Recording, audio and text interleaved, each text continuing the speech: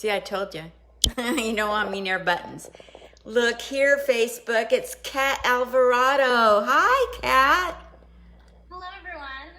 Cat Alvarado. It's so great that you're here and they get to see you. Oh my gosh, I want my people to know you. You're a doll. You've been on BuzzFeed, which is huge. I watched you on BuzzFeed tonight. Funny. You were doing something about your mother. An impression of your mother? Yes, I was cooking. What I did on BuzzFeed was for BuzzFeed Tasty, and I cooked one of my family recipes for Latin American Heritage Month last year. It was so exciting to be on that. Something like 2.5, 3 million people watched it. Oh my gosh. Wow. That's It's so, a lot. that's great. You did a great job. I loved watching that. And you've had 3 million views on YouTube. Is that in connection with the BuzzFeed or in addition to?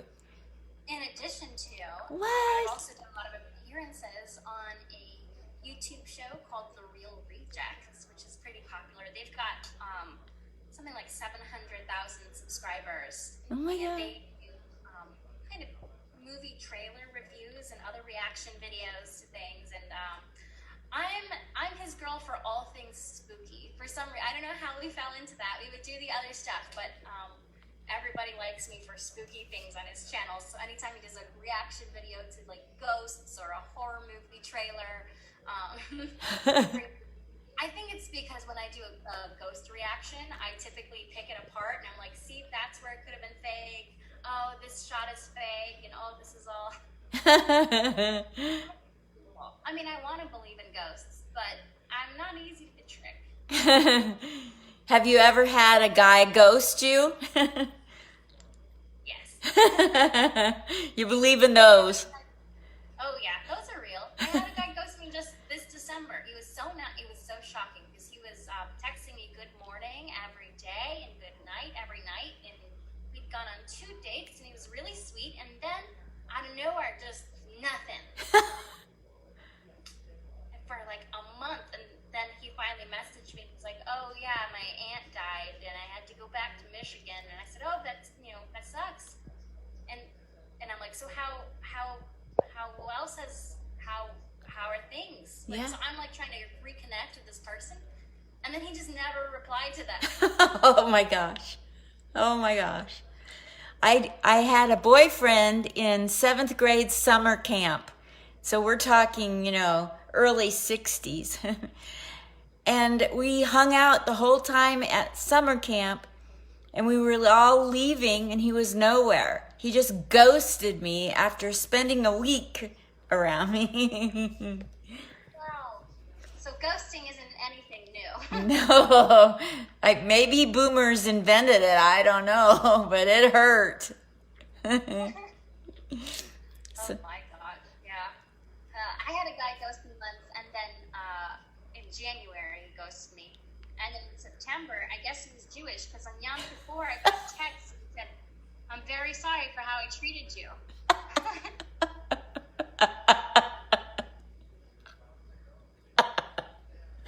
My best friend growing up was Jewish, so I knew what was up. I'm like, I'm aware of the holiday and that this is why you're saying sorry. It doesn't count. I'm only half Jewish, and that's wholly funny. It's so funny. Oh, geez. People. So tell me about this Laughing Skull Atlanta Comedy Festival. Well, that's a huge one. It is. It's really big. There's one festival you want to go to. It's that one. I did it 2 years in a row, actually, it's not super common to get in 2 years in a row. I got in really on my first try. I didn't even know that it was a big festival. I had only been doing comedy for 4 years when I got in, and when I got there, everyone was like, "Yeah, I've been doing it like a decade. I applied 5 years in a row, finally got in." And I was like, "Oh my God!" And the people there were like leaps and bounds ahead of me in their careers. And so I just felt like the little kid, the little sister who's just completely out of place. And I met these industry folks who are, the recruiters for Just for Laughs are there. Like Taylor Tomlinson people? The people who would book her Yeah. for it. Yeah. Yeah. Mm-hmm. Wow. Holy Toledo.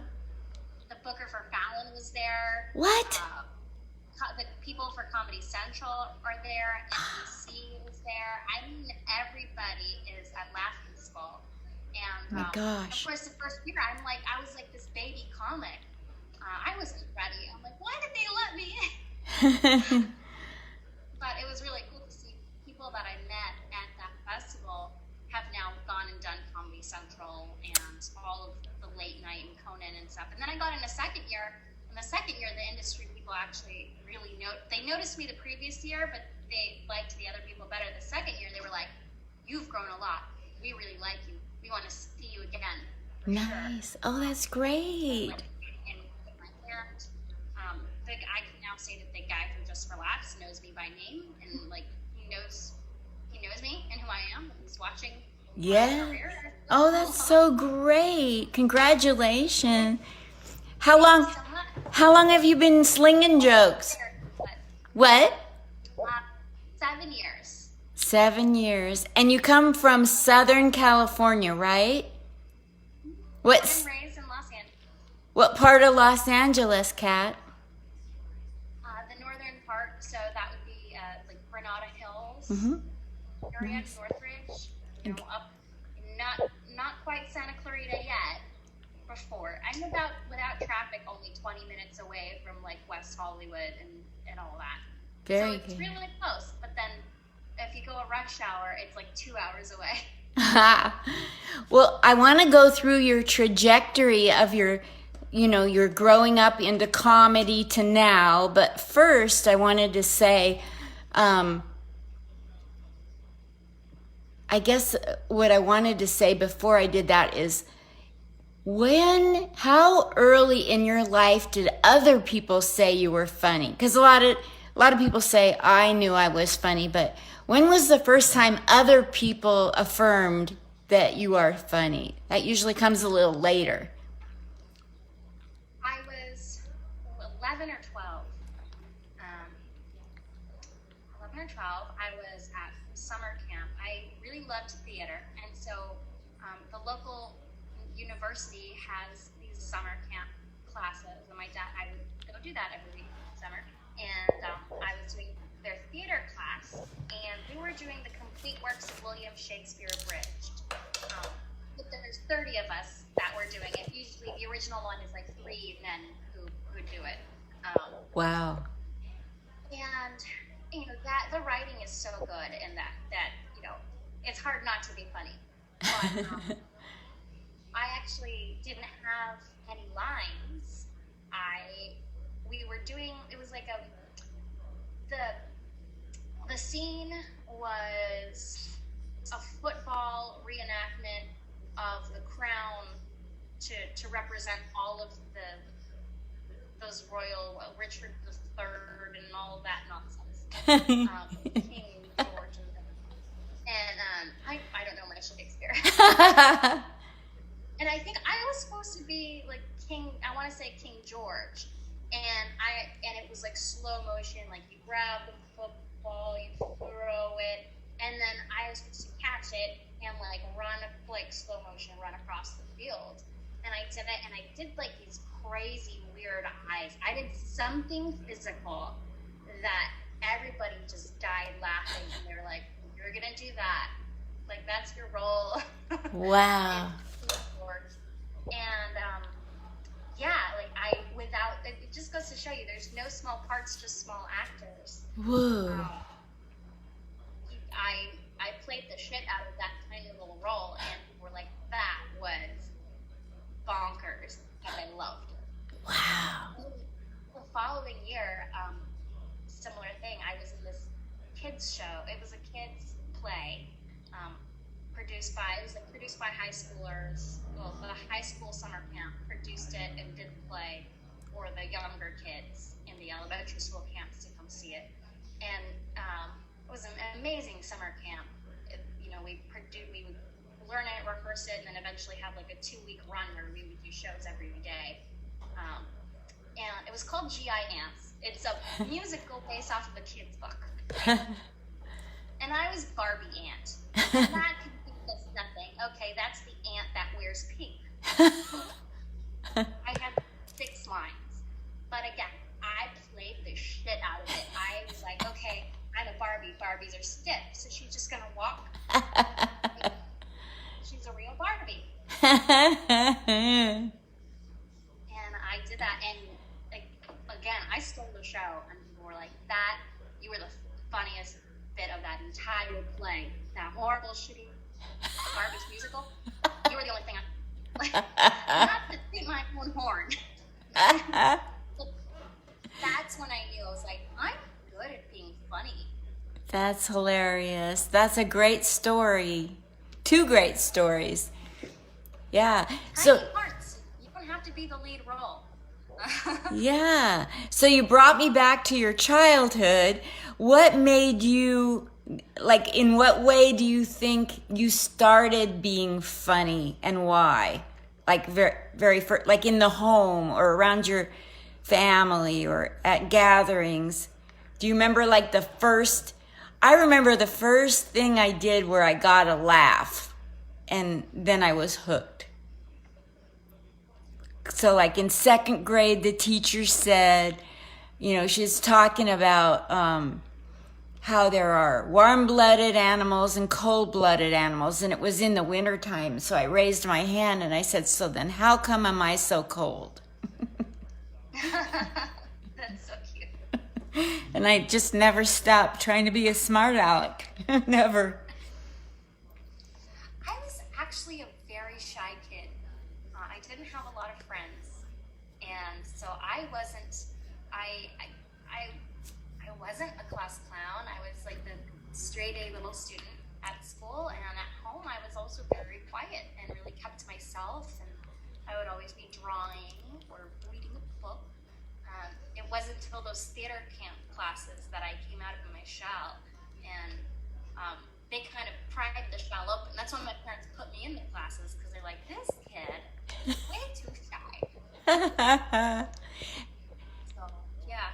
When you started becoming funny, did they ever regret that they sent you to summer camp? I think it scared them, because my mom is one of those parents who's very concerned with making sure you can put food on the table. And when I started talking about, I want to be a theater major, that scared her. And now with everybody putting so much emphasis on doctors and nurses, I can just see all of the comedians' parents going, see, I told you. Should have gone to... Right? Or the parents are going, at least, like, thank God you're out of harm's way, right? That's right.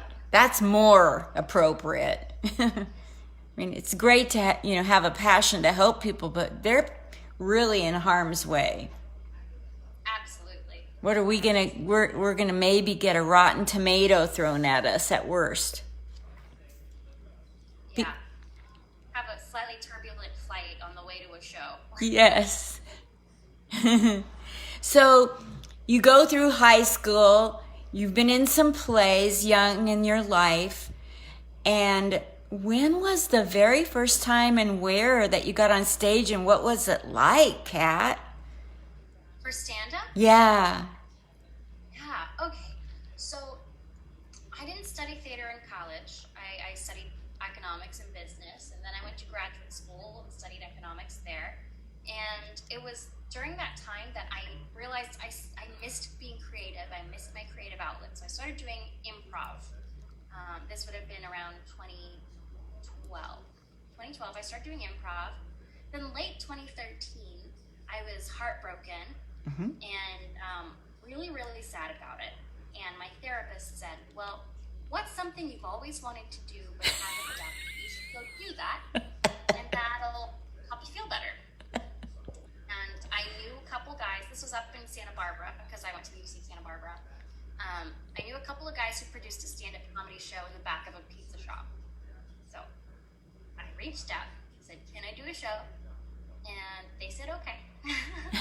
They said, "Okay, just this one. I'm gonna be horrible." And they're like, "We'll only give you 5 minutes." I got on stage. I ended up doing 8 minutes because I crushed it. That's great. Oh my gosh. What kind of things did you talk about? Oh gosh. So, I got married young at 19, and then divorced at 21. So at this point, I must have been 22. And so I was still really in my life kind of healing from that experience. So I talked about that. I was like, marriage is a sham. It is a cage with golden bars. Don't get married. It is a bad idea. Did it? No. So you're giving like the opposite of the advice to get married at a very young age. That's funny. Mm-hmm. Yeah. Yeah. And you crushed it. And so then you started getting booked out of that, I'm sure. Yeah, I said they started booking me every week to come do some spots. I mean, he was producing like no more. He was producing at that point like 6 shows a week. So he was like, "Yeah, you can come do two a week." Wow. And that was wonderful. So the first like 9 months of doing comedy, I was able to do sometimes 2 shows Friday, 2 shows Saturday. It was awesome. Wow. So I grew a lot. Yeah. Starting in Santa Barbara, and it was great to start in Santa Barbara and in Ventura County as well. That's about an hour to 2 hours north of Los Angeles, Mm-hmm. and so it's less dense with comedians. Yes. And I knew everybody. I knew everybody who booked shows, so it was really easy to get a lot of stage time. And I was probably a little bit of a bigger fish in a small pond, so they were more than happy to put me on. Wow. Yeah. So- Actually, though, I kind of outgrew it and had to move to LA. Yeah, there you go. What was it like leaving that area and going and being a brand new fish in a bigger pond? Like your first month, I would think would be painful. Oh, more than that. I would say my first 6 months were pretty sad.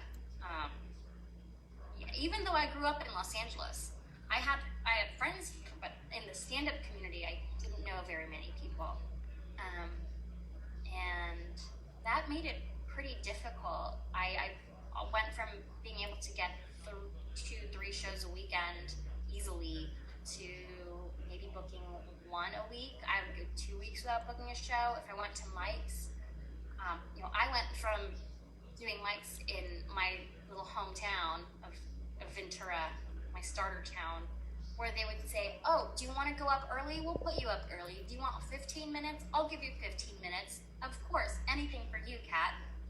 To 3-minute lottery mics in a bucket. So I might even stay there for 2 hours and 3 hours and not get up. Wow. Holy Toledo. Yeah. And I had easily, I was like a feature. I was already at a feature level at that point. I had my 25 minutes of like pretty solid material. And I considered myself a feature, and I'm like, how? And I worked so hard, and I'm this funny. I'm doing a 3-minute mic? What? So it was humbling.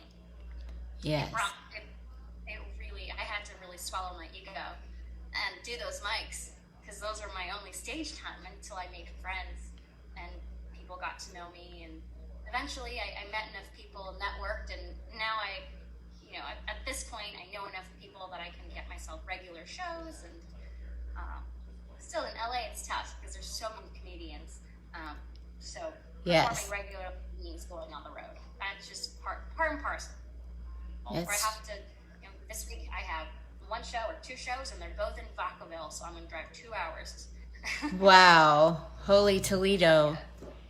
Well, that's what it takes, though, and the more you get out there and the word passes along that you'll do whatever, then it gets around, and it'll come back to you. And what goals do you have with your comedy, say, in the next year? given that we have freedom of speech. So Well, with COVID-19, that kind of throws a kink in it. My goal previously was to record and release my first comedy album by the end of 2020. super. But it's going to take longer. So we'll see when comedy comes back. Because I'm going to wait. When comedy finally comes back and it's back to normal, I'll do my album probably like 9 months after that. Got So it. I want to get back into the regular swing of things, polish it, and really make it good. Because you only get one first impression, right? So That's- I want it to be an awesome album. Do you have a title for your album? Not yet. Well, let me know when your comedy album comes out, because I'll certainly want to get one. However you do that, buy, rent, whatever. It used to be albums were something you held in your hand and put in a cupboard. But now they're virtual. Everything's virtual. Right? Even hugs are virtual right now. I know. I would have it on like streaming platforms like Spotify, Pandora, SiriusXM. That would be the goal. Cool. When they're on those platforms, are those free, or you pay to rent it? Or pay to view it? Pay-per-view or So I think Spotify pays the artist a very small amount per play. So you pay Spotify your monthly fee, and then you stream it, and they'll eventually send a check to the artist for whatever amount they get for the plays. got it. Pandora. So, but I think the best thing for the artist is for people to actually buy the album, because oh my goodness, I've heard about what people get paid by Spotify and Pandora. It's pennies. Oh my gosh. My gosh. So you want to have within a year, you want to have your own album, or 9 months after the pandemic stops. And then like, what would, if you could be anything in comedy, is it late night talk show host, or running your own regular show at a big venue, or teaching people, or a show on TV that you're a regular? You have acting and improv, not just comedy stand-up. So you could do, and you're young and beautiful. You have a good complexion. Do you have all your teeth? You have all your teeth. You could do anything. Yeah, you know what? One thing I dreamed of since being a kid was SNL. That's always been, since I found out I was funny. That summer I also watched SNL every single day, and ever since then I was like, I would love to be an SNL. But another thing I would love to do, if I could, we're talking about dreams here. Yeah. Write and produce my own show. Woo. Like that would be amazing. That's the dream. Yeah. So your own like comedy show, like a sitcom? Mm-hmm. Like this George Lopez show, or like Two Broke Girls, or something like that. Everybody loves Raymond, but this would be the one that I write. That's so cool, because then you have all the say and what goes in it, and you can hire the people that think like you, and that's really a cool goal. Yeah. Yeah. I can't. Amazing. Yeah. So, what advice? You've been doing this for 7 years, and you've been to mics well into your comedy when you moved to LA. So being a seasoned comic, starting all over in LA at a mic, what drives you nuts? We're not talking names, we're just generalizing. What is the biggest mistakes that you see new comics making at a mic?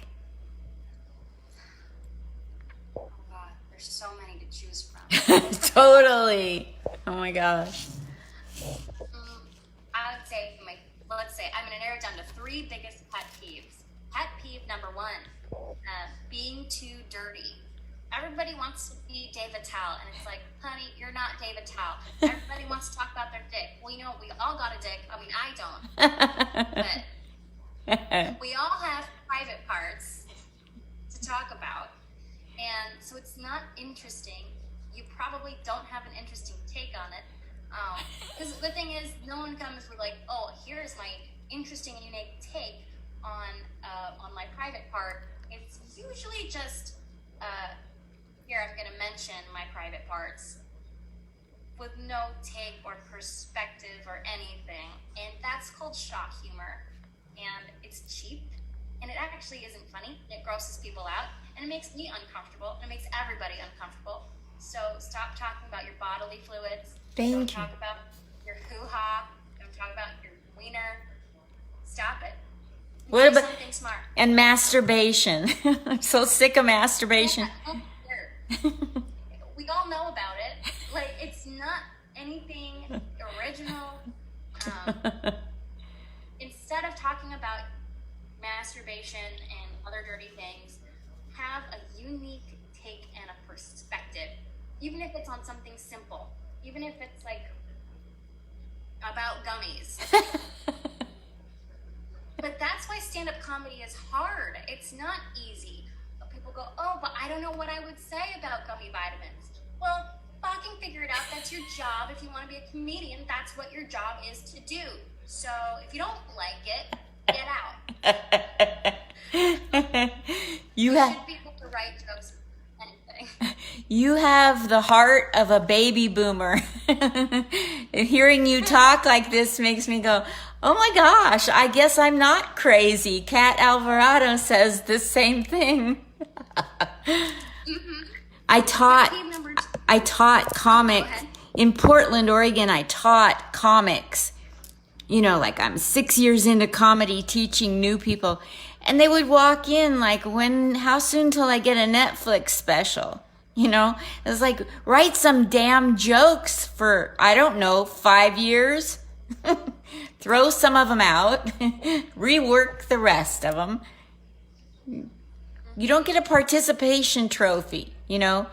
I mean, it's not just the young people. Everybody walks in thinking, I'm funny. Now step aside. So anyway, back to you.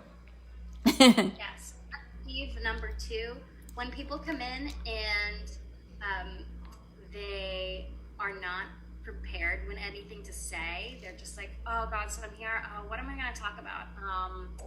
You know what? We're all sitting here wasting our precious minutes of life away, waiting for our turn. If you didn't prepare, get the hell off stage, go home, and come back prepared. Thank you. I will often if I go to a mic, often what I do if I'm working on new material is I go to a coffee shop for about 2 hours first, and I will journal and I'll write new jokes, and then I'll go to the mic and I'll try the jokes. That is how it works. Or I'll go to a mic knowing, you know what, this 5-minute chunk, I haven't performed it in a while. I want to air it out a bit, so I'm going to go to the mic and I'm going to perform it and do it, just to polish it up. So that's really big. What's my other pet peeve? Those are my 2 big ones. I'm missing one. Being dirty and treating it like therapy. I hate a riff, but like we don't. I'm having flashbacks to when I was training people. It's hilarious. It's like you want to say, you know, this is interesting to you. How do you relate this to the audience? Although I will say that like, occasionally I'm guilty of being really worked up about something, so I'll come in and I'll feel like, I'm gonna riff, I'm just gonna kill. I get in there and I do it, and then sometimes it's only something I'm worked up about and no one else feels the same way. That happens, and that is what mics are for. That's right. It's fun to try to get up on stage and pull the audience into your performance in a bunch of different ways. So you as an actress, you as an improv, you as a stand-up, you have a lot of tools in your toolkit to get the audience on board. Have you ever found that improv and acting helped you or got in the way? In like an example of when it helped or gotten in the way?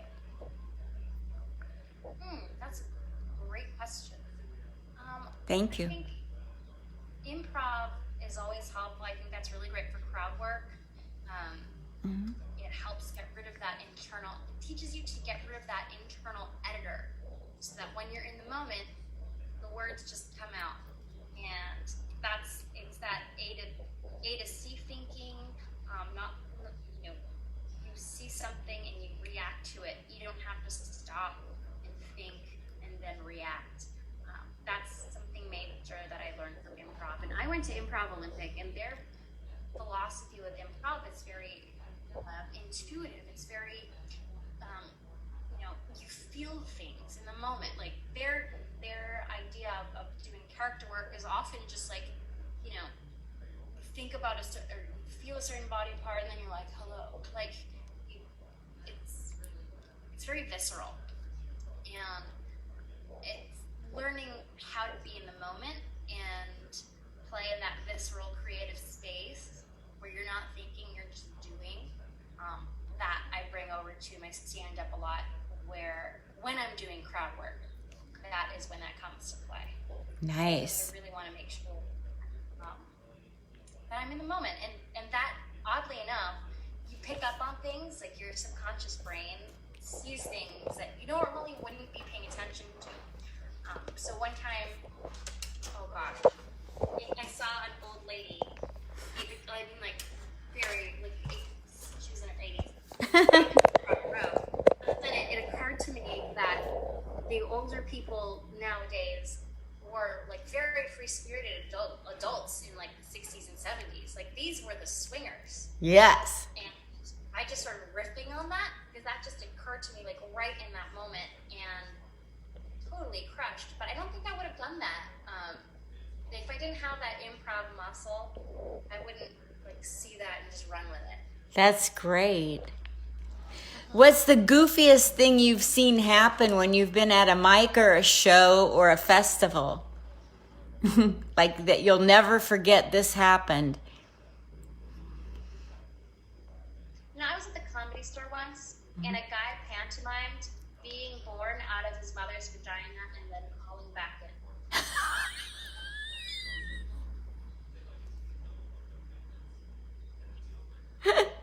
That takes a minute to just absorb. Yeah, and in the moment I was like, this is horrible, and I don't find it funny at all.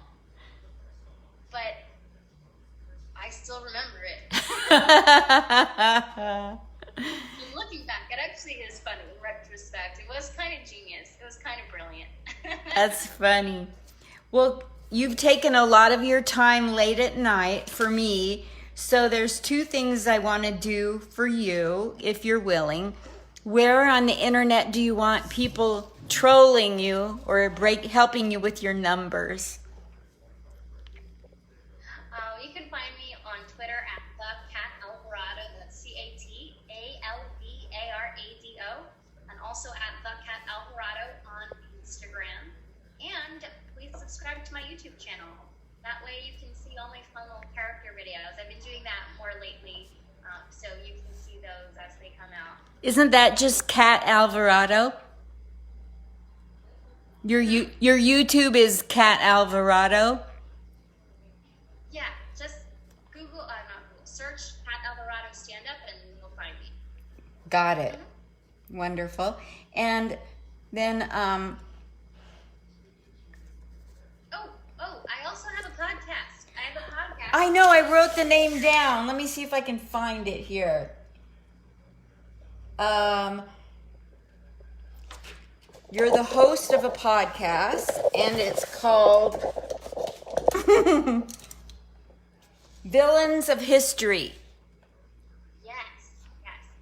It's really fun if you like history, if you like cult leaders, if you like true crime even. It's got a little bit of all of that. And every episode I bring on a guest comedian, and we'll go over the life of, one of history's worst bad guys. So that would be people like Pinochet or Richard Nixon. Or who do we have? We had Warren Jeffs. I think we did Warren Jeffs Wow. on an episode. Dave Koresh. So it's really fun.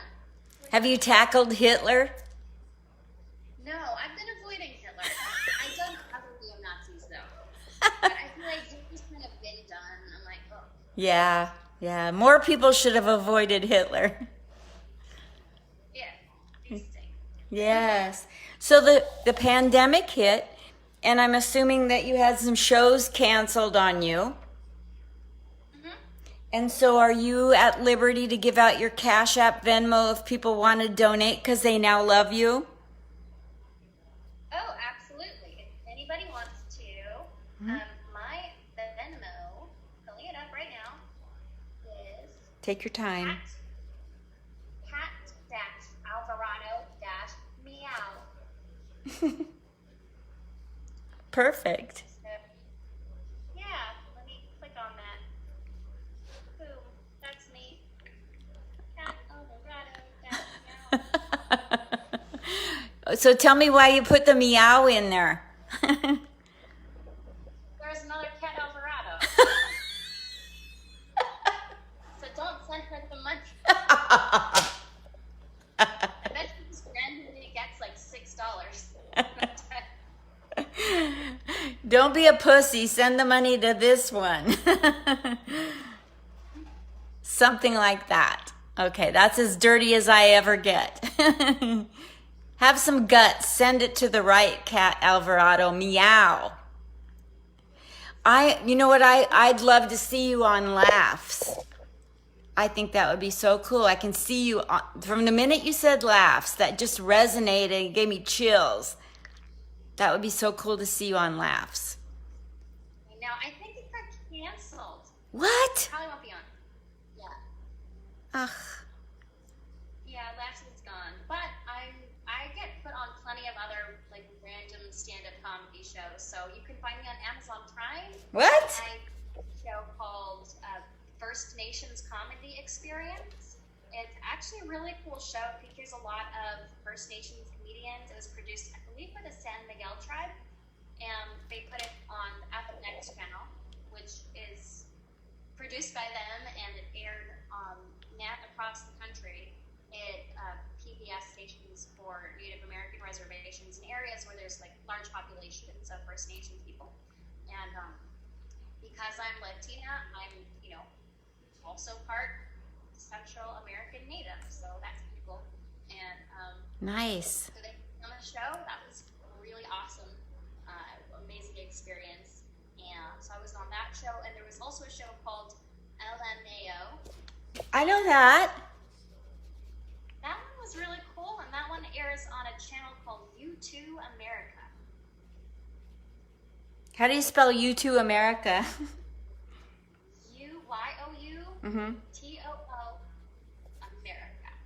I would have botched that one. Awesome. You're such a doll. Thank you so much for this amazing interview. I wish you all the best.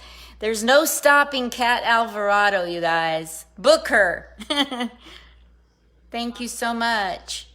I hope you have a wonderful rest of your pandemic. I don't know how to say this. Are you still there? It froze up. You're probably lucky. Cat? Oh, there you are. You froze for a second. I had a really funny thing to say. I said, I hope you have a really wonderful rest of your pandemic. I don't know. I don't know what to say. We didn't come with a manual on this one. All right. Thank you so much. Take care, hun. Love you lots. Bye. Have a good night. You too.